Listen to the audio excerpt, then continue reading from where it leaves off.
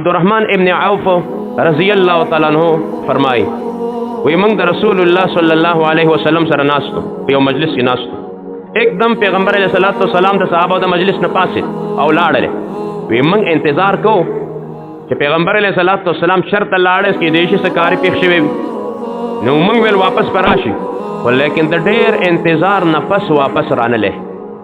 وی منگ سر خوف پیدا شو یر پیدا شوا کہ مدینہ منورہ کے منافقان اسیگی یہود اسیگی اسنا چی نبی کریم صلی اللہ علیہ وسلم تا تکلیف کو نہ رسی وی منگ با 24 گھنٹے دا نبی کریم صلی اللہ علیہ وسلم تا حفاظت تا پار آغا سر خامہا کس دو دریب اور سرو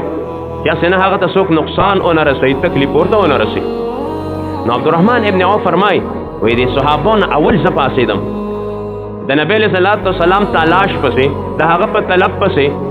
وی گیر چاپیرہ میں اوکتل اس پا نظر رانلت ویلی یو باغ میں سیکو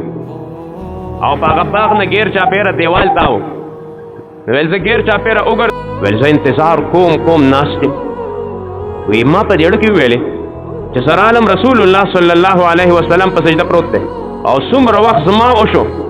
او پیغمبر علیہ السلام سر نو جتے وی ما ویل چا ممکن دا چا وفات شوی بیا او پا سجدہ کے تین اللہ روح اغشتے وی وی ما بے اختیار جڑا شروع کرا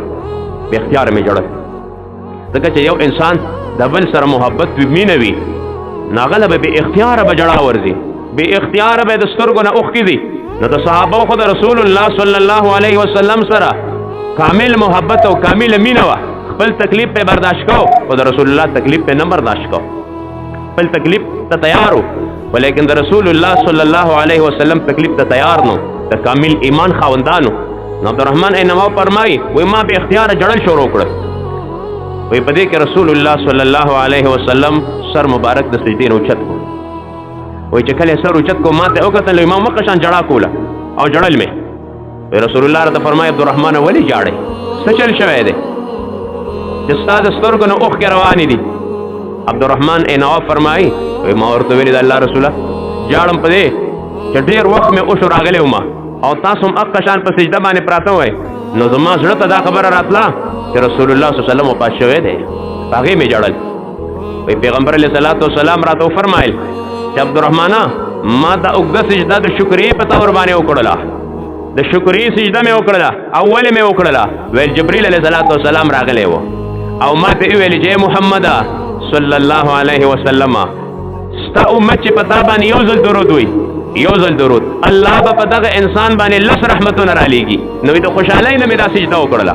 جزا ما پا امت بانی پا ما بانی یوزل درود ویلو سرا در رب العالمین لس رحمتو نازلی گی ویل تو خوشحالی سجدہ میں کڑ من صلی علیہ صلاة واحدتا صلی اللہ علیہ عشرت رسول اللہ مبارک دا حدیث او فرمائلو او بلی روایت پا کدا سے دے پیغمبر علیہ السلام مسجد نبوی ترالے صحابہ تشریف فرما دی نبی کریم صلی اللہ علیہ وسلم دیر حشاش و بشاش صورت کرا لے دیر زیاد دا خوشحالے پا حالت کیوں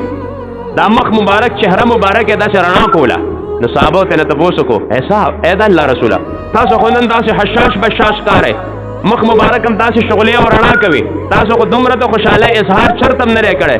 چیزا نن تاسو سنگ حشاش و بشاشی رسول اللہ صلی اللہ علیہ وسلم ورطو فرمائل اے صحابہ جبریل علیہ السلام راگلے ہو او ما تے دا عرض کو چا اللہ فرمائے کہ سوک پتا بانی یوزل درود ہوئی ادا زمان رحمتون با پاغ بانی لسکرت نازلی گی پتے بانی زا خوشحال ہے